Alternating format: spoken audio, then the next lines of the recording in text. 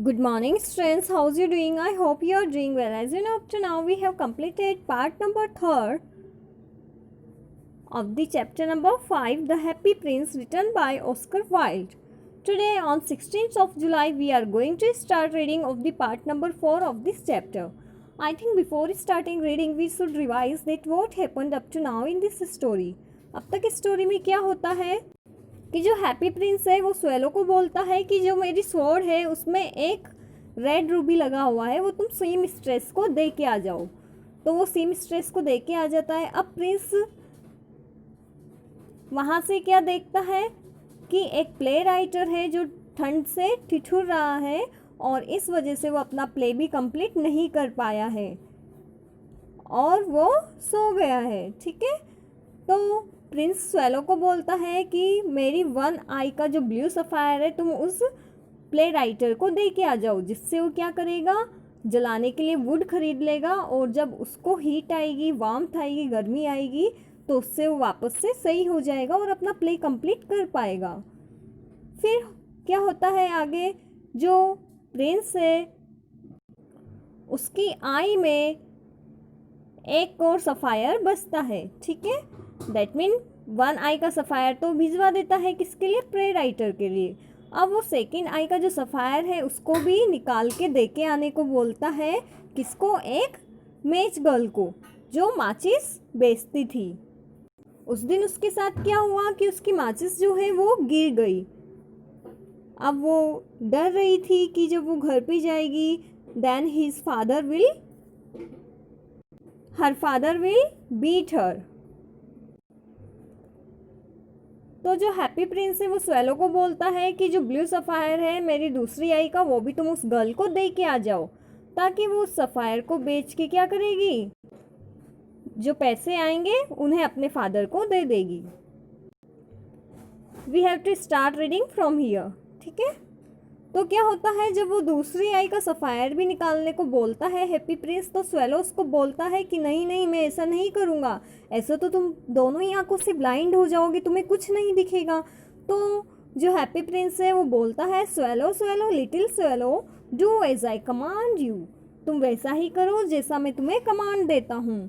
So he plucked out the prince other eye, तो वो क्या करता है स्वेलो, जो प्रिंस की अदर आई है वो भी निकाल लेता है, and darted down with it, और इसके साथ नीचे स्पीड से उड़ता है। ही स्विफ्ट पास्ट द मेज girl and slip the jewel into the palm of her hand, वो क्या करता है, जो मेज गर्ल है उसके ऊपर झपट्टा मार के जाता है और जो ज्वेल होता है उसको गर्ल की पाम में स्लिप कर जाता है। दैट मीन उसकी जो हथेली है उस पे ज्वेल को रख जाता है। ज्वेल क्या है यहाँ पे, जो ब्लू सफ़ायर है। ठीक है, what a lovely bit of glass, जो गर्ल है वो सोचती है कि वाओ कितना लवली ग्लास का टुकड़ा है। And she ran home laughing, और वो अपने घर पे चली जाती है हंसते हुए। Then the swallow came back to the prince, you are blind now he said, so I will stay with you always. तो अब स्वेलो वापस आ जाता है प्रिंस के पास और वो बोलता है कि अब तुम अंधे हो गए हो, इसलिए मैं हमेशा तुम्हारे साथ ही रहूँगा। No little swallow said the poor prince, you must go away to Egypt. तो जो स्वेलो है वो बोलता है कि नहीं, प्रिंस जो है वो बोलता है कि नहीं लिटिल स्वेलो, तुम्हें इजिप्ट जाना चाहिए। No I will stay with you always, तो स्वेलो बोलता है नहीं, मैं तो तुम्हारे साथ ही रहूँगा हमेशा। And he slapped at the Prince feet, और फिर वो क्या करता है, जो प्रिंस है उसके पैरों में ही सो जाता है। All the next day he set on the princess shoulder and told him stories of what he had seen in strange land. अब नेक्स्ट डे क्या होता है, जब वो उठता है तो वो प्रिंस के शोल्डर पे जाके बैठ जाता है और वहाँ पे बैठ के वो प्रिंस को वो सारी स्टोरी सुनाता है जो उसने इस स्ट्रेंज लैंड में देखी है। Dear little swallow said the prince, you tell me of marvellous things. तो जो हैप्पी प्रिंस है वो बोलता है कि डियर लिटिल स्वेलो, तुम मुझे बहुत वंडरफुल स्टोरी सुना रहे हो, but more marvellous than anything is the suffering of man and women, लेकिन सबसे ज़्यादा वंडरफुल थिंग है मैन एंड वुमेन के सफरिंग्स, दैट मीन उनके दुख दर्द। There is no mystery so great as misery. जो मिजरी होती है एक इंसान की, उससे ज़्यादा बड़ी कोई मिस्ट्री नहीं है। Fly over my city little swallow and tell me what you see there. तुम इस सिटी में एक बार उड़ो और देख के मुझे बताओ कि तुम वहाँ पे क्या नोटिस करते हो, क्या देखते हो। So the swallow flew over the great city and saw the rich making merry in their beautiful houses while the beggars were sitting at the gate। तो वो वहाँ पे देखता है कि जो रिच मैन है वो अपने ब्यूटीफुल हाउस में मैरिज कर रहा है, दैट मीन शादी कर रहा है, जबकि जो बेगर्स है वो क्या कर रहे हैं, गेट पे बैठे हुए हैं। ही फ्लेव इनटू डार्क लेन्स, वो डार्क लेन्स में जाता है, मतलब जो अंधेरे रोड, अंधेरा भरा हुआ जो रोड है वहाँ पे वो जाता है। And so the white faces of starving children, और वो वहाँ पे देखता है कि स्टार्विंग मतलब भूख से परेशान या भूख से बेचैन जो चिल्ड्रन है वो वहाँ पे हैं। Looking out listlessly at the black street, और वो लिस्टलेसली मतलब कि सुस्ती से जो अंधेरी गली है उसमें देख रहे हैं। Under the archway of a bridge two little boys were lying in each other's arms to try and keep themselves warm.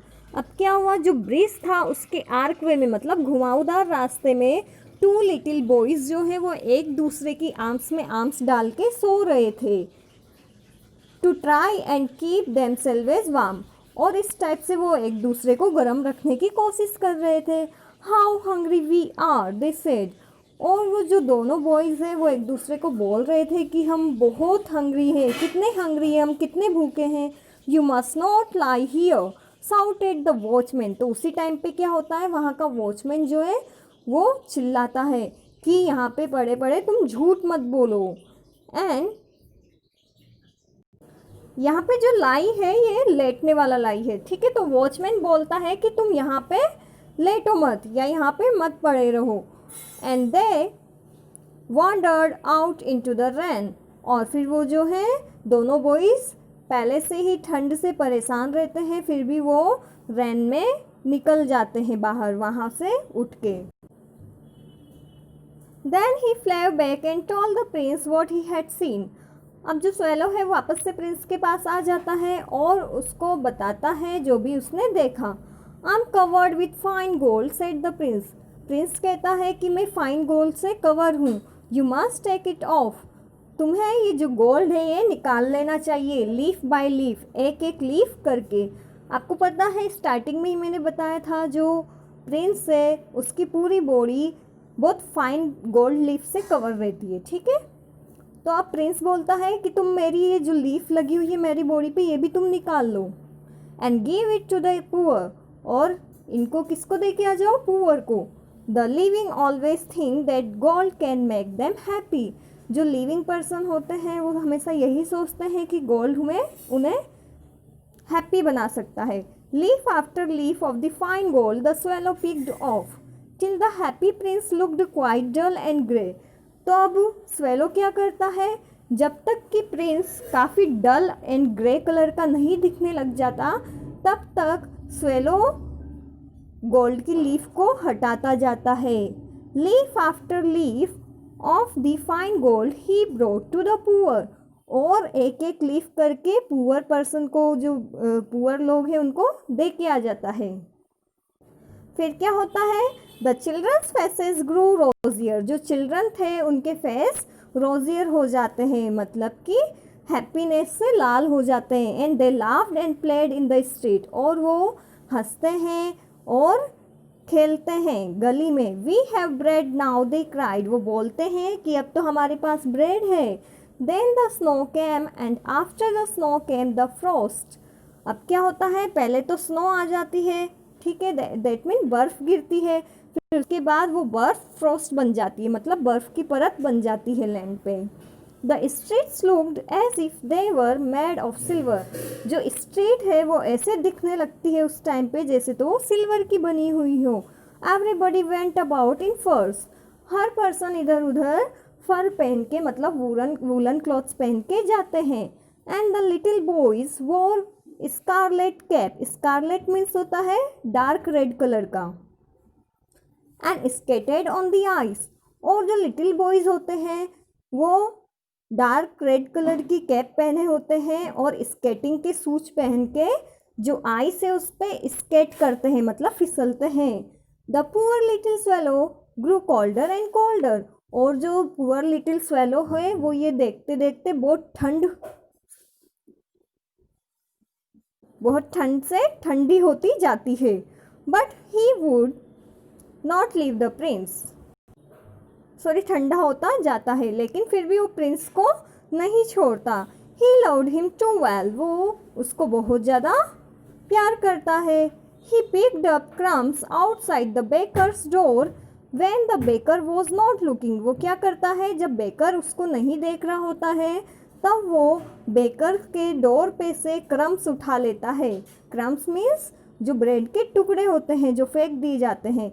And try to keep himself warm by flapping his wings, और जो swallow है वो खुद को गर्म करने की कोशिश करता है अपने पंखों को फड़फड़ा के। But at last he knew that he was going to die, लेकिन उसको पता होता है अंततः कि मैं लास्ट में मरने ही वाला हूँ। He had just enough strength to fly up to the prince's shoulders once more. अब उसके पास इतनी ही स्ट्रेंथ, इतनी ही पावर होती है कि वो उस पावर से बस प्रिंस के शोल्डर तक एक बार और आ सकता था उड़ के। Good bye dear prince, he murmured, will you let me kiss your hand. तो अब वहाँ पे स्वेलो आके पूछता है किससे, प्रिंस से, कि good bye happy prince, dear prince, क्या मैं तुम्हारे हैंड पे किस कर सकता हूँ। I am glad that you are going to Egypt at last little swallow said the prince. अब प्रिंस बोलता है कि लिटिल स्वेलो, मैं ये जान के बहुत खुश हूँ कि अब तुम अपने इजिप्ट को जा रहे हो। You have stayed too long here but you must kiss me on the lips for I love you, कि तुम मेरे साथ बहुत ज़्यादा टाइम तक यहाँ पे रुके हो और तुम्हें मुझे लिप्स पे किस करना होगा, फॉर आई लव यू, क्योंकि मैं भी तुम्हें प्यार करता हूँ, मीन्स कि मैं भी तुम्हें प्रेम करता हूँ।